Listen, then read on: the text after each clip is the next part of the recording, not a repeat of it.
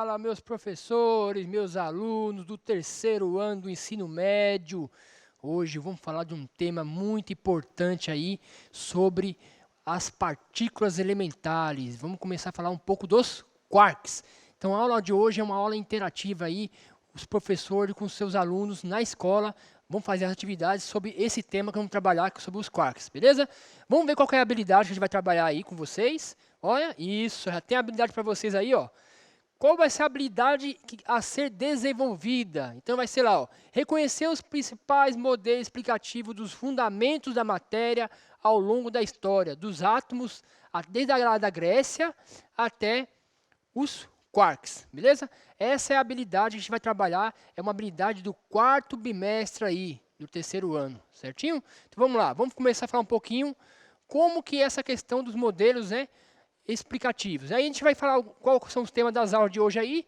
Então lá, a gente vai falar um pouco dos átomos, né, os atomistas gregos, vamos falar um pouquinho dos modelos atômicos clássicos, tá?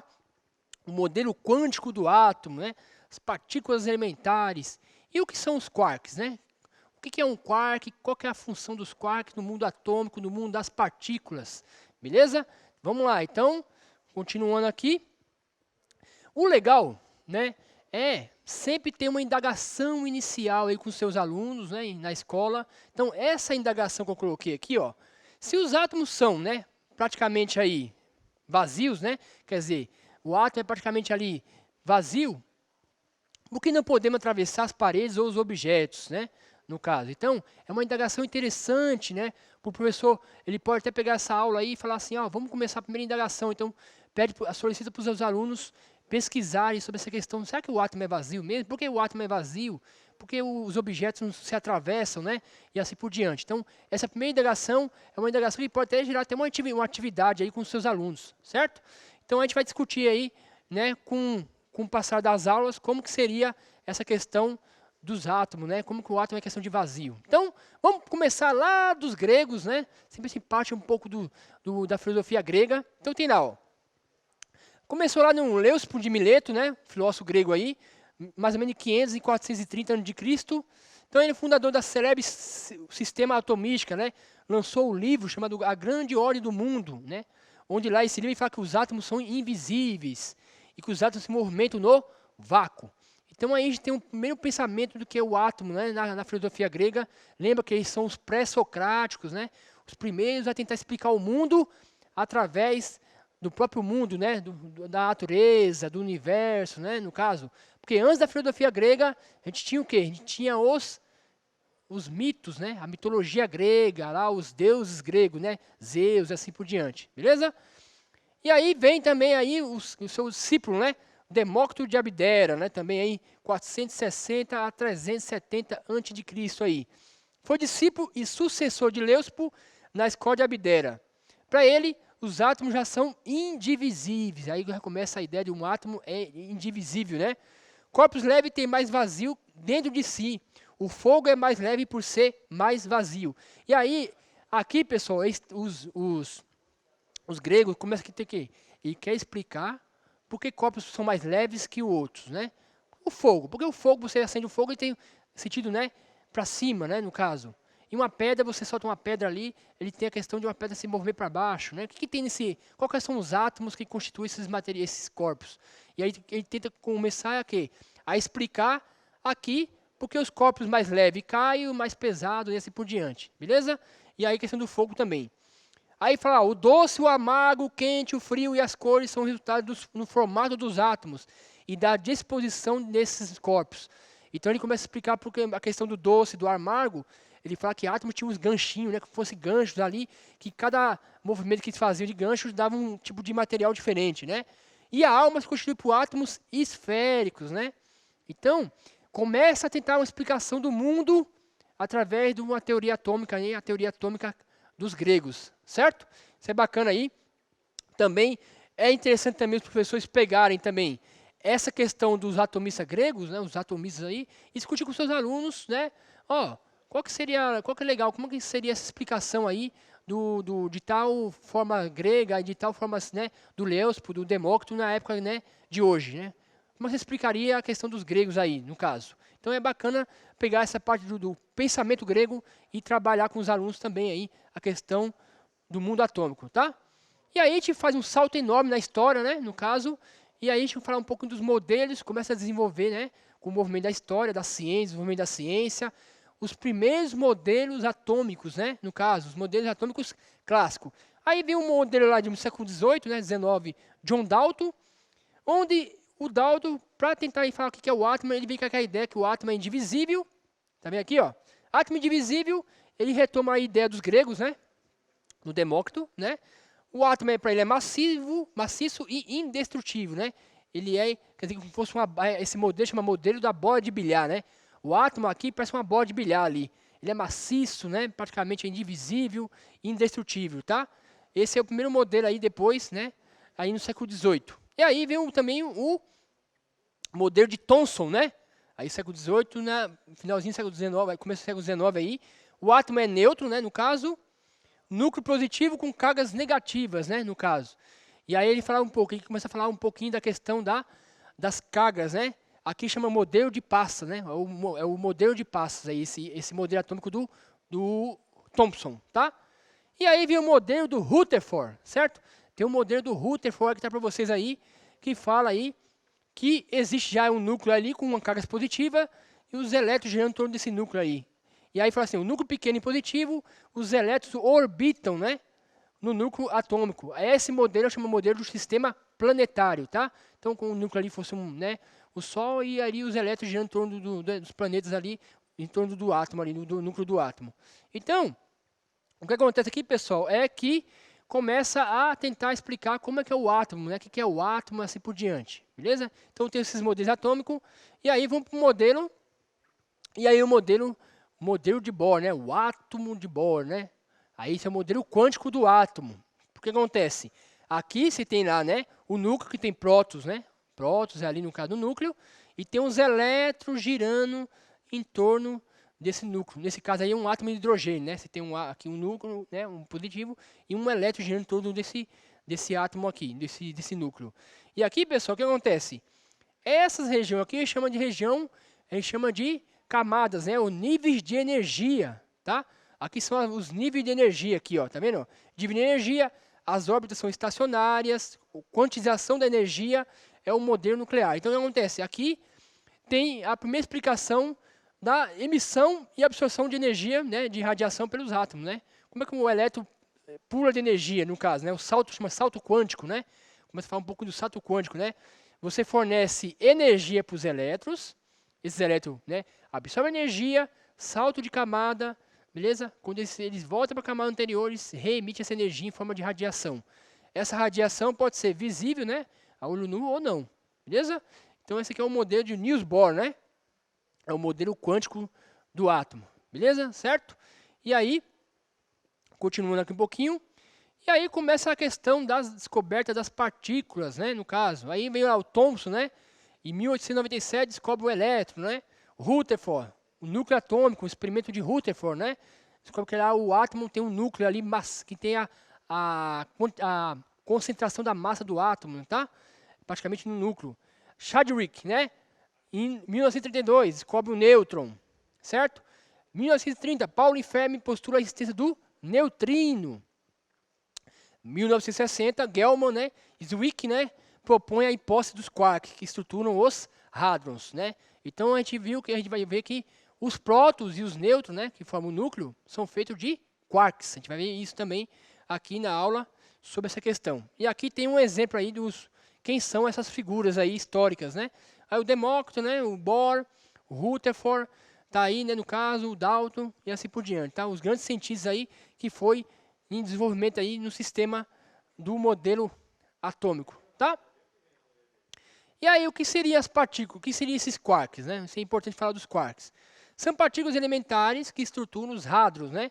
Como os prótons e os nêutrons. Também é importante aí a gente falar que os prótons e os nêutrons são partículas que dependem de outras subpartículas, né? Elas são feitas de quarks, tá? No caso. Na década de 70, né, 1960, foram descobertos 3 tipos de quarks. O up, o down e o strange, né, no caso. Então, descobriram aí 3 tipos de quarks. Prótons e nêutrons eram feitos de 3 quarks. O próton era feito de 2 quarks up e 1 down. E o nêutron com 1 quark up e 2 down, tá? Então, no caso. Então, o que acontece? Eles descobriram que, na verdade, o nêutron era feito de 3 quarks e o próton também. E depois, acredita-se que a matéria, o universo, é formado por quarks, os leptons, né, que são partículas leves, sem estrutura interna. Então, o elétron é um lepton, né? A gente fala que o elétron é um lepton que não tem subpartículas, né? É uma partícula fundamental, o elétron. 1956, olha, é descoberto o neutrino do elétron, né? Em 61, o neutrino do míon, tá? E aí começa, pessoal, isso que é importante, todo o desenvolvimento da física de partículas, tá? Aqui, beleza? 1965 descobre que o quark Charm, em 95 o quark Buttle, e em 1999, ó, recente aí, se você olhar bem, né? O quark Top, tá? E aí você tem a descoberta de vários quarks aí, no caso, com o decorrer do desenvolvimento da ciência e da tecnologia, né? Com o acelerador de partículas, começa a descobrir vários tipos de partículas novas aí. Até hoje são descobertas partículas novas aí, né? Com o desenvolvimento da ciência, da física das partículas, tá? Só o que é importante? Também falar um pouquinho para vocês. Que aí, aqui eu coloquei o desenho para vocês aqui, ó. Tá vendo ali, ó? Um quark dentro do próton, tá vendo aqui, ó? Aqui tem um próton, tem um quark aqui, os quarks. São 2 quarks up e 1 down. O nêutron, tá vendo ali, ó? Aqui você tem um nêutron, 2 down e um up, tá? No caso. Então, aqui fala um pouquinho do tamanho, em relação ao tamanho dos quarks com relação ao tamanho dos prótons e dos nêutrons, tá? E existem as 4 forças fundamentais da natureza, pessoal, tá? 4 forças fundamentais da natureza aí, que é a força gravitacional, né? Que atua aí em massa gigantesca, em massa do Sol, a relação do Sol e a Terra, a força entre a Terra e a Lua e assim por diante, tá? Existe a força eletromagnética, né, que a gente conhece hoje, né, através dos fótons, são partículas que, né, que têm a interação eletromagnética aí com o sistema. A força nuclear forte, né, e a força nuclear fraca. Por quê? Se a gente olhar bem, pessoal, aqui no caso, o que acontece? Se a gente perceber bem a questão de quê? Você tem lá o átomo, né? Se a gente olhar bem lá, ó, você tem aqui o núcleo do átomo é feito de quê? De prótons e nêutrons. Certo? Prótons e nêutrons. Mas a gente sabe que os prótons têm carga positiva, né? Então, o que acontece? Então, pela lei de Coulomb, né? Você tem aqui um próton, né? 2 prótons aqui. Os 2 têm carga positiva. Existe uma força de interação entre elas, né? Aqui você tem uma força de repulsão, né?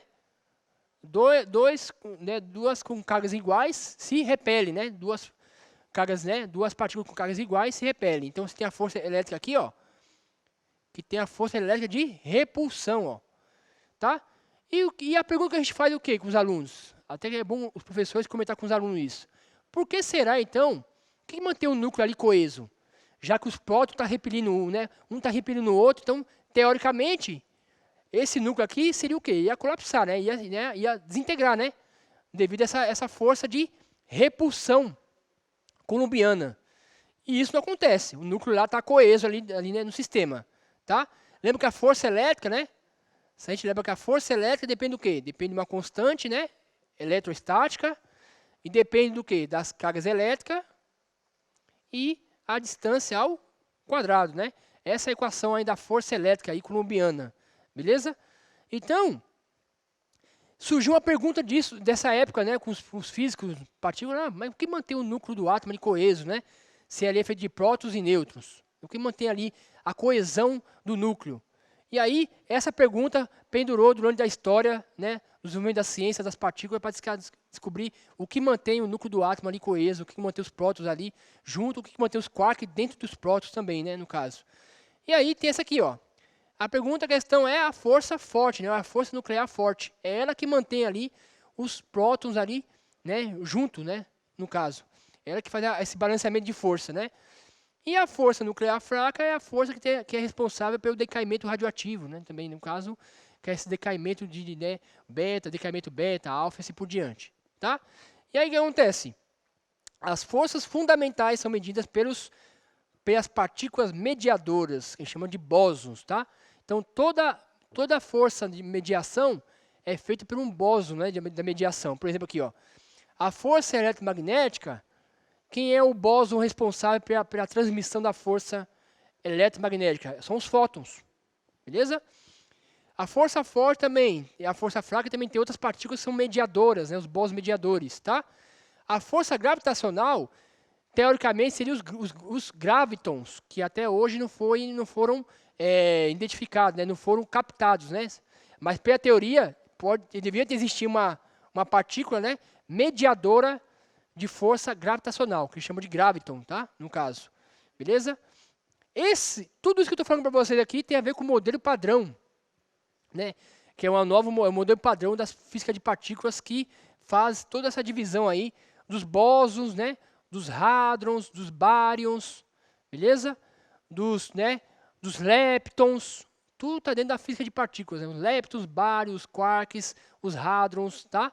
Beleza? As partículas mediadoras, né? E assim por diante. Só o que mais que eu quero contar com vocês sobre isso, né?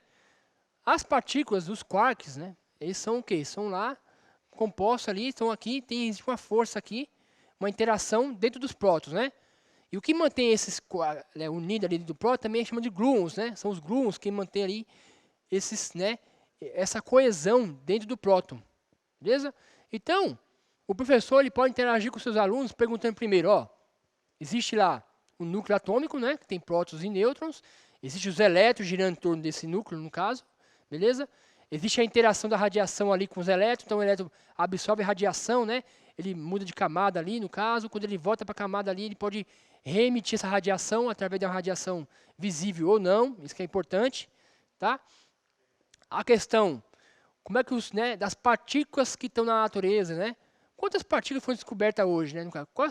Existem algumas partículas novas hoje que foram descobertas pelos cientistas, né? No caso, então é uma boa pesquisa para os alunos, né? Pesquisarem sobre novas partículas, tá?